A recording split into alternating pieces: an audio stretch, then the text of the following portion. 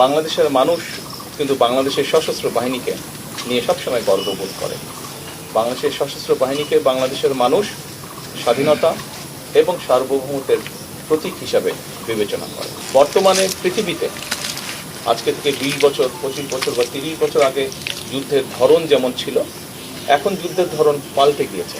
আমরা চাই আমাদের যেটা লক্ষ্য, আমরা যেটা আশা করি, আমরা যেটা চিন্তা করি, সেটা হচ্ছে যে ইনশাল্লাহ ভবিষ্যতে একদিন বাংলাদেশের সেনাবাহিনীর প্রশিক্ষণ বলুন, বাংলাদেশের সেনাবাহিনীর আর্ট বলুন, বাংলাদেশ সেনাবাহিনীর এক্সপার্টিস বলুন, সব নিয়ে পৃথিবীর বিভিন্ন বড় বড় জায়গায় আলোচনা হবে। তারা গর্ব ভরে বা তারা কেউ কেউ হয়তো হিংসার দৃষ্টিতেও বাংলাদেশ সেনাবাহিনীকে কথা বলবে।